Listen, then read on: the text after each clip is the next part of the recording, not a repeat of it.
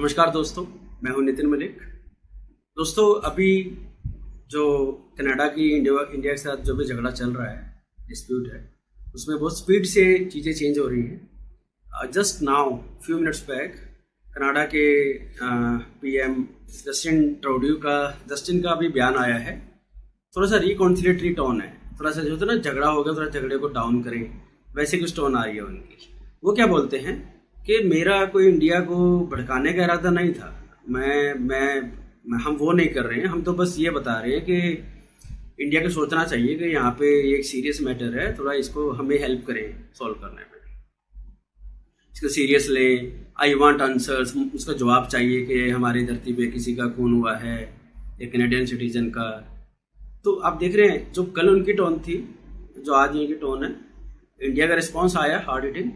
चीज़ें धीरे धीरे चेंज हो रही है, बट मेरा उससे एक ही कहना है, जस्टिन भाई, आंसर तो हमें चाहिए, राइट? आंसर तो इंडियंस को चाहिए। आपने बड़े छाती चौड़ी करके बोल दिया कि भाई क्रेडिबल एलिगेशंस, मतलब विश्वसनीय इल्जाम लगे हैं भारत पे, कोई एविडेंस नहीं है। यार बहुत फनी बात है ये। आप सिर्फ एलिगेशन के बेस पे आप किसी कंट्री के साथ अपनी रिलेशनशिप खराब करने को रेडी हो? That's very stupid. मतलब आपके लेवल पे ये चीज़ें, प्रेसिडेंट, पीएम, कंट्री की डिप्लोमेटिक लेवल पे ये चीज़ें बिल्कुल भी सूट नहीं करती है। आपने बोला क्रेडिबल एलिगेशंस हैं कि इंडियन एजेंट का कुछ लिंक है उस मर्डर से, ठीक है? और अभी ये कल बोला था, अभी आप क्या बोल रहे हैं कि नहीं, मैं ये नहीं कह रहा कि इंडियन एजेंट का कोई लिंक है, बट हाँ एक मर्डर हुआ है, I want answers, India should take it seriously. भाई तू पहले खुद को तो सीरियस ले ले। तू तो सीरियस ले नहीं रहा अपनी पोस्ट को, अपने कंट्री की इकोनॉमिक प्रोग्रेस को, अपनी डिप्लोमेसी को।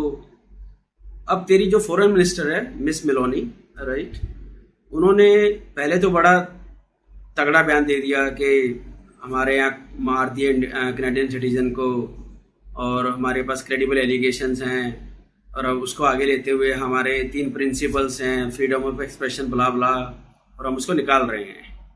अब वो बैकफुट पे आ गई। वो क्या बोल रही है कि नहीं, इफ़ इट इज़ प्रूवन। अरे यार, इफ़ इट इज़ प्रूवन तो मैंने डिसाइड कर लो ये प्रूवन है कि नहीं है। क्रेडिबल एलिगेशन है, क्रेडिबल एविडेंस है। एलिगेशन भी कितना क्रेडिबल है या इनक्रेडिबल है, आप वो भी चेक कर लीजिए। First to determine with your agencies कि करना क्या है, राइट? अब सी, वो बोलते हैं ना कि तीर कमान से निकल गया है। अब निकल चुका है तीर कमान से, अब आप उसको वापस तो ले नहीं सकते हैं। अब तेरे लिए छोटा रास्ता, इजी रास्ता तो ये है कि तुम मेलोनी को बलि का बकरा बना, उसको हटा, उसको रिजाइन करवा, क्योंकि ये अब इजीली वापस नहीं होने वाला है। तू इंडिया को पिछले 1 साल से प्रोवोक किए जा रहा है। अभी तू बोल रहा है ना कि नहीं, हमारा कोई, वी जस्ट वांट आंसर्स, हम इंडिया को प्रोवोक नहीं कर रहे हैं, हम इंडिया के साथ मैटर को एस्केलेट नहीं कर रहे हैं। अभी ये बयान आया है जस्टिन भाई का, ठीक है?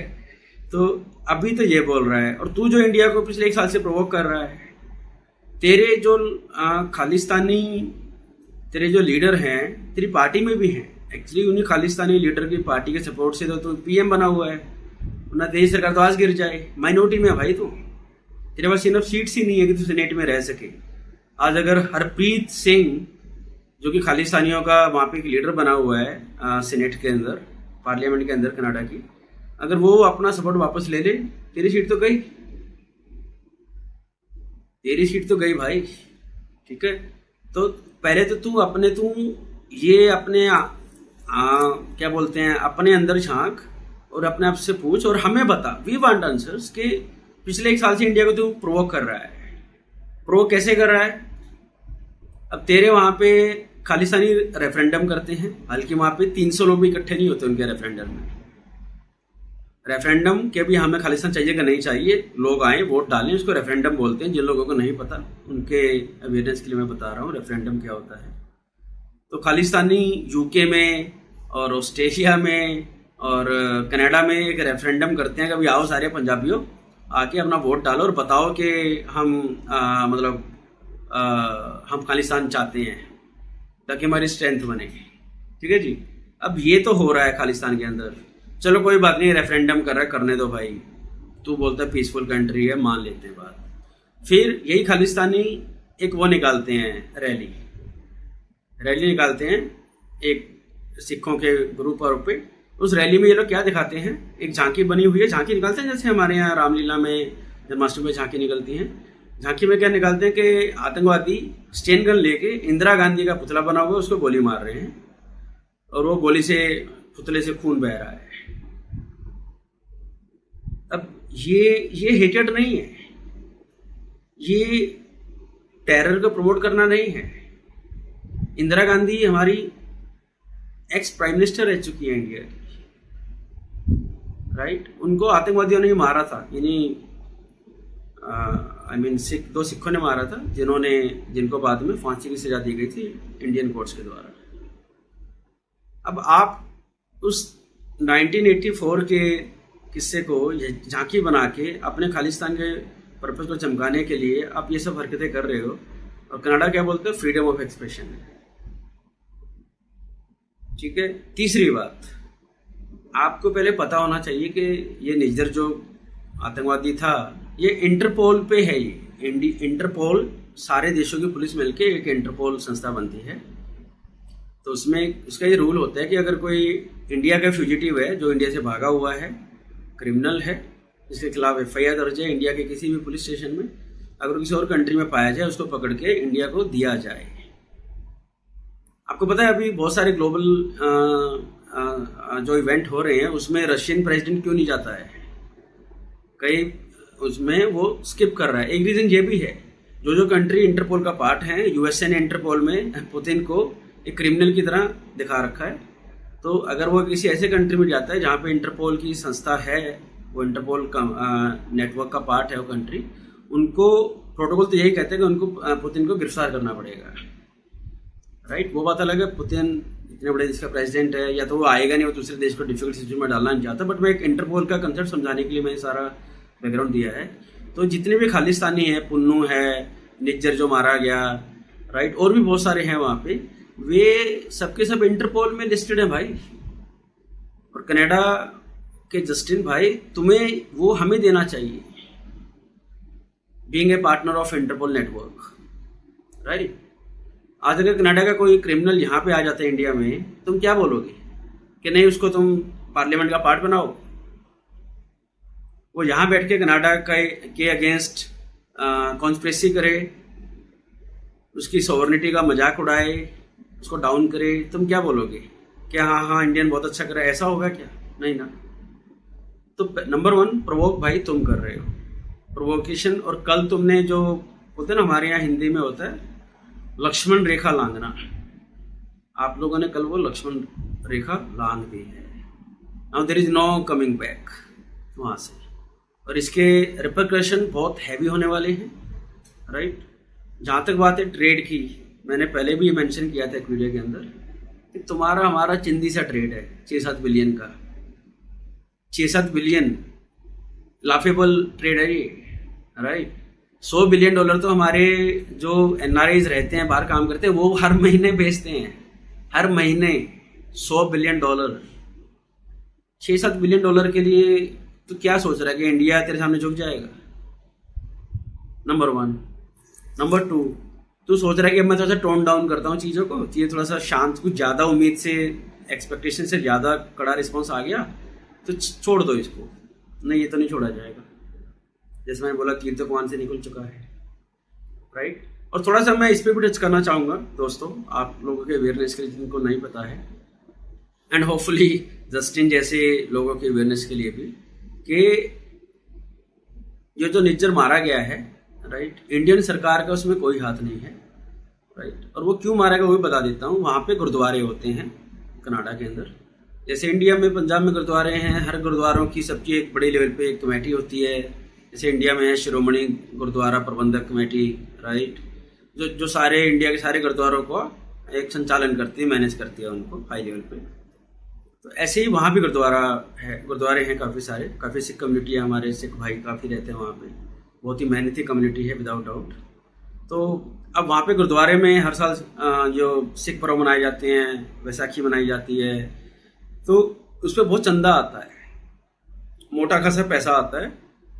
सिख कम्युनिटी बहुत रिच है, बहुत मेहनती है, अपने आप को एस्टेब्लिश किया है कनाडा में, यूएसए, यूके, ऑस्ट्रेलिया, हर जगह अराउंड द वर्ल्ड सिख आपको वेल एस्टेब्लिश मिलेंगे आपको, राइट। तो ये सारे जो ये चंदा देते हैं, उस चंदे के ऊपर झगड़ा है भाई। ये एक लोकल गैंग वार नहीं होती है कि भाई ये जो हफ्ता आ रहा है, चंदा आ रहा है, इस पे मेरा कब्जा है, दूसरा बोलेगा नहीं मेरा कब्जा है।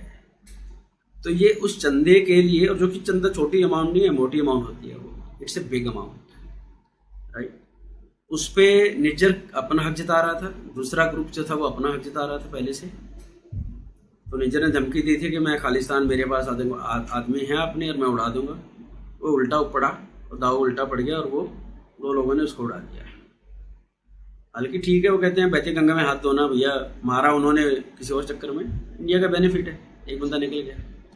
और यहाँ पे जस्टिन को क्या लगा, एंड आई बिलीव अगर वो थोड़ा सा भी 1% उसमें दिमाग है, जो कि मुझे बहुत स्ट्रांगली डाउट है, बट उसके आसपास जो लोग हैं उनमें तो मतलब I would believe that they are of sound mind, तो उनको तो थोड़ा बहुत आइडिया होगा इस बारे में। बट अब पीछे G20 में जो उसके साथ हुआ, जितना उसका मजाक उड़ाया गया, राइट, फिर बेचारे का प्लेन भी खराब हो गया, ठीक है, इकोनॉमी उसकी डूबी पड़ी है, वो इतना डाउन इकोनॉमी का बेचारे का ढंग का प्लेन लेकर नहीं दे सकते अपने PM को। तो वो जब वापस गया तो उसको क्या लगा कि यार ये तो बड़ी इंसल्ट हुई है, पूरे कनाडा के मीडिया में, इंडिया के मीडिया में, वर्ल्ड मीडिया में बड़ी झंड हुई थी उसकी। अब रिटेलिएट कैसे करें, चलो निज्जर की मौत को उठाते हैं हम, राइट, इसको इंडिया पर डाल दो, थोड़ा सा मड स्लिंगिंग करते हैं, कीचड़ फेंकते हैं।